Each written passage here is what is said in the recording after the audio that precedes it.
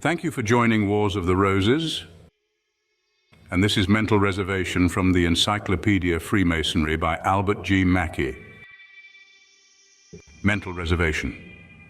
When the secret intention willfully disagrees with the spoken promise, we call that sort of dishonesty an equivocation or mental reservation. To purposely mislead by one's deceitful statement is to equivocate. To withhold one's inner consent from what he outwardly says is a mental reservation, a disagreement between a person's purpose and pledge. Such a difference between the will and the word, an unspoken qualification partially or wholly altering a statement so as to lead the hearer astray, is mental reservation. For the causes and reasons behind such deceptive actions, there is much scope for speculation. A doctor may temper an explanation of the facts according to his knowledge of the hearer's ability to listen helpfully. In the face of danger, fear suggests dodging. The historian James A. Froude tells in The Divorce of Catherine, page 326, that the abbots and priors had sworn to the supremacy of king over pope, but had sworn reluctantly with secret reservations to save their consciences. Here is the report as Froude saw it of a case where allegiance to a foreign power was mentally approved but openly denied.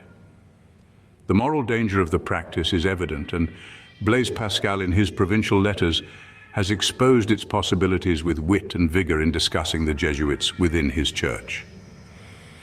In the 9th letter, July 3rd, 1656, we find the following dialogue beginning with the explanation by a monk of the Jesuitical use of equivocations, words and sentences of intentional deceitfulness, and then passing to the use of mental reservations. I would now say a little about the facilities we have invented for avoiding sin in worldly conversations and intrigues.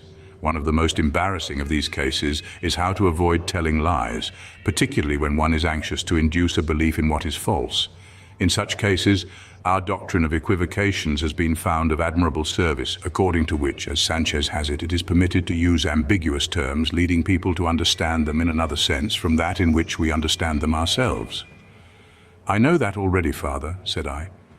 "We have published it so often," continued he, "that at length it seems everybody knows of it. But do you know what is to be done when no equivocal words can be got?" "No, Father." "I thought as much," said the Jesuit. "This is something new, sir. I mean the doctrine of mental reservations.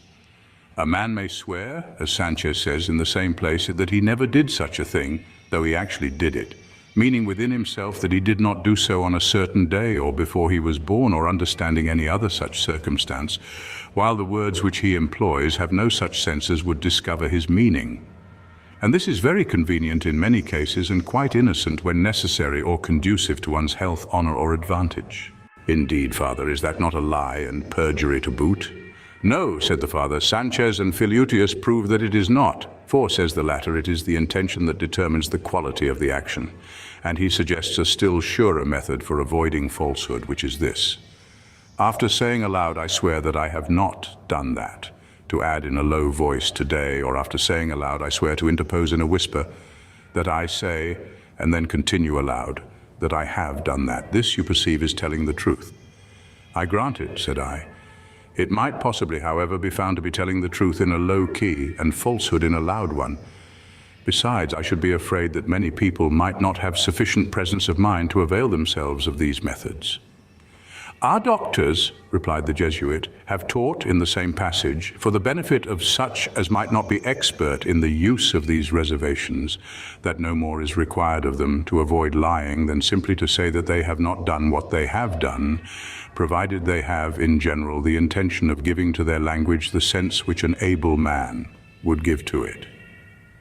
Be candid now, and confess if you have not often felt yourself embarrassed in consequence of not knowing this." "Sometimes," said I. "And will you not also acknowledge," continued he, "that it would often prove very convenient to be absolved in conscience from keeping certain engagements one may have made?" "The most convenient thing in the world," I replied. "Listen then to the general rule laid down by Escobar. Promises are not binding when the person in making them had no intention to bind himself. Now, it seldom happens that any have such an intention, unless when they confirm their promises by an oath or contract. So that when one simply says, "I will do it," he means that he will do it if he does not change his mind, for he does not wish by saying that to deprive himself of his liberty. He gives other rules in the same strain, which you may consult for yourself, and tells us in conclusion that all this is taken from Molina and our other authors and is therefore settled beyond all doubt. "My dear father," I observed, "I had no idea that the direction of the intention possessed the power of rendering promises null and void." "You must perceive," returned he, "what facility this affords for prosecuting the business of life. Needless to say that the attempt to involve the subject in a fog of difficulties by supposing extreme cases where equivocation and mental reservation may be believed necessary, as to save life, for example, is not to deal with the matter squarely.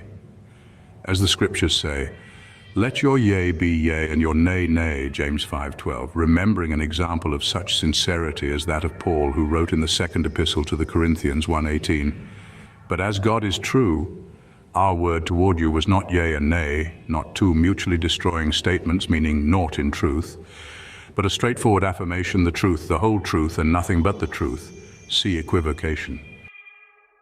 Thank you for watching, and please don't forget to share, like, subscribe, and comment, and if you can, please consider donating to Wars of the Roses. Links to PayPal and Patreon are in the description. Thank you so very much.